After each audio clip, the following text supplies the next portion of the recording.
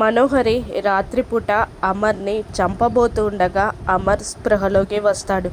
అమర్ స్పృహలోకి వచ్చాడని తెలిసిన బాగి ఆ చెకప్ కోసం డాక్టర్ని పిలిపిస్తుంది. డాక్టర్ అమర్ని చెకప్ చేసి హాల్లోకి వచ్చాక బాగి కంగారుగా, ఆయన స్పృహలోకి వచ్చారా డాక్టర్?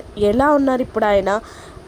ఏ ప్రాబ్లం లేదు కదా అని బాగి టెన్షన్గా అడుగుతూ ఉండగా ఆ డాక్టర్ పెద్ద బాంబ్ పేల్చే విషయం చెప్తాడు.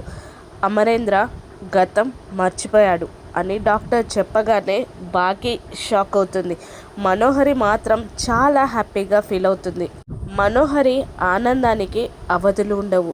జరిగిన యాక్సిడెంట్ వల్ల అమర్ తన గతాన్ని మర్చిపోయాడు అని డాక్టర్ చెప్పగానే చాలా టెన్షన్ పడి బాధపడుతూ ఉంటుంది బాగి. మరోవైపు విండో దగ్గర నిలబడి అమర్ ఆలోచిస్తూ ఉంటాడు. అమర్కి డాక్టర్తో జరిగిన సంభాషణ అంతా గుర్తొస్తూ ఉంటుంది. డిస్కషన్ గుర్తొస్తూ ఉంటుంది.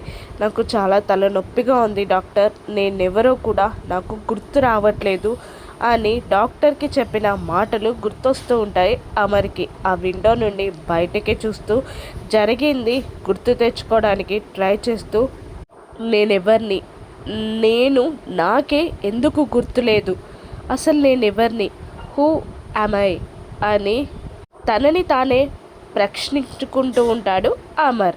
అమర్కి గతం ఎప్పుడు గుర్తొస్తుంది? మనోహరియే తన భార్య అరుంధతి తన ప్రాణాన్ని చంపిందని అమర్ ఎప్పుడు తెలుసుకుంటాడు? బాగి కష్టాలు మళ్ళీ మొదలవనున్నాయా?